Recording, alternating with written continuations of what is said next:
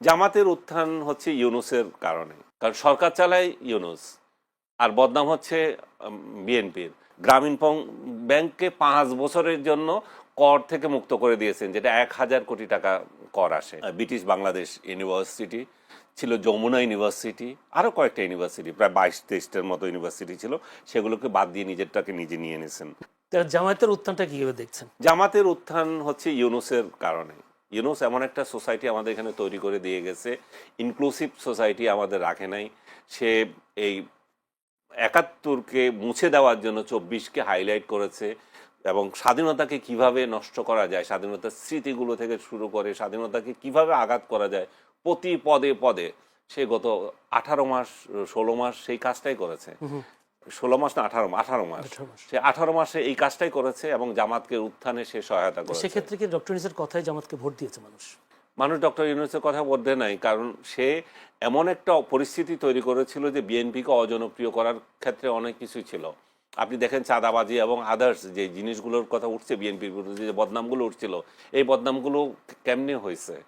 কারণ সরকার চালায় ইউনূস, আর বদনাম হচ্ছে বিএনপির। এই চাঁদাবাজদের ধরা দায়িত্ব কার ছিল? যেখানে তারেক রহমান বারবার বলছে যে যেই হোক আমার দলের হোক, এবং তারা বহিষ্কার করেছে।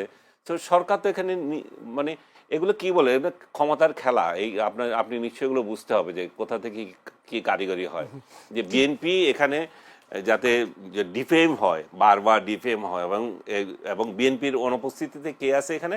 আওয়ামী লীগ নাই, তাহলে কানামামা কে আছে? কানামামা হচ্ছে জামাত আছে, আর তো কেউ নাই এখানে। যদি আরেকটা দল থাকতো যে প্রতিদ্বন্দ্বী হওয়ার মতো, তাহলে আপনি বলতে পারতেন যে এই তাহলে ওরা থাকা পক্ষেও, মনে করেন আপনি বিএনপি জামাত আজকে আওয়ামী লীগ 3 দল থাকতো, তখন আপনি বলতে পারতেন যে আওয়ামী লীগের পরিণতি চরম খারাপ হলো, এবং বিএনপি এই জামাত যাদের 20 সিটের উপরে জিন্দিগিতে পাওয়ার কোনো ইয়ে ছিল না, রেকর্ড ছিল না, তারা এখন বেশি হয়ে গেছে।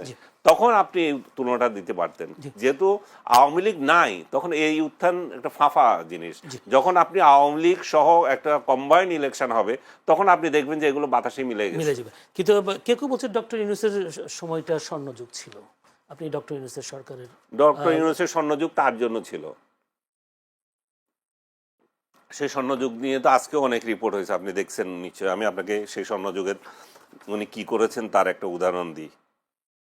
সেই স্বর্ণযুগে উনি, আজকে পত্রিকায় আছে যে উনি একটা বিশ্ববিদ্যালয়ের অনুমোদন নিয়েছেন, যেটা মানে আইন বহির্ভূতভাবে, যেটা যতটুকু টাকা পয়সা জমা দেওয়ার যে টাইম ফ্রেম থাকার কিছুই নাই, এবং অন্য কাউকে না দিয়ে নিজেরটা নিজে নিয়ে নিয়েছেন। আরও কতগুলো ইউনিভার্সিটি ছিল, যেমন আমার জানা মতে একটা ছিল ব্রিটিশ বাংলাদেশ ইউনিভার্সিটি, ছিল যমুনা ইউনিভার্সিটি, আরও কয়েকটা ইউনিভার্সিটি, প্রায় 22-23টার মতো ইউনিভার্সিটি ছিল, সেগুলোকে বাদ দিয়ে নিজেরটাকে নিজে নিয়ে নিয়েছেন। গ্রামীণ পরবর্তীতে এরা হয়তো পরবর্তীতে পাবে, কিন্তু উনি ওনার আমলে ওনারটাই নিয়ে নিয়েছেন। যে গ্রামীণের 2 প্রতিষ্ঠান প্রায় ই ওয়ালেট এবং রিক্রুটিং এজেন্সির লাইসেন্স, এই প্রতিষ্ঠানগুলো ই ওয়ালেট একটা নিয়ে গেছে, কি সমাধান না কি জানি নাম দিয়ে, আর একটা রিক্রুটিং এজেন্সি নিয়েছে। কতটা নিচে নেমেছে দেখেন। শপথের আগে শ্রম আইনে দণ্ডপ্রাপ্ত মামলার খালাস, পরে নিষ্পত্তি, 7টি মামলা, একটা দণ্ড খালাস করছেন, পরে একবার নিষ্পত্তি করে দিয়েছেন।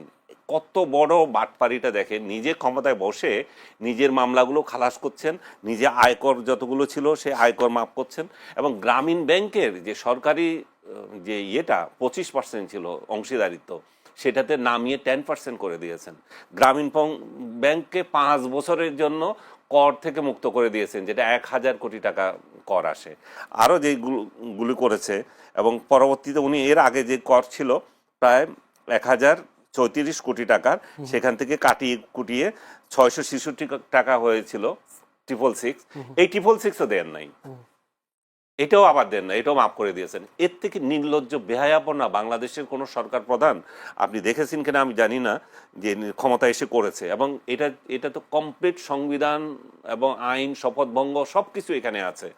এবং সরকার যদি পরিবর্তন হয়, কোন আজ না কাল, কোনো না কোনো দিন তো হবে, এই সরকার যদি বিচার না করে ভবিষ্যৎ সরকার করবে। ইউনূস কিন্তু তার যে অপকর্ম করে গেছে সেখান থেকে রেহাই পাবে না। আজকে এই বিচার কি এই সরকারের আমলে হবে বলে মনে হয় বিএনপি সময়? এই সরকার হয়তো তাকে ছাড় দিতে পারে, কারণ 1/11-এর সময় আমরা কি মঈনুদ্দিন ফখরুদ্দিনের বিচার দেখেছিলাম? শেখ হাসিনা কি তাদের বিচার করেছিল? করে নাই তো।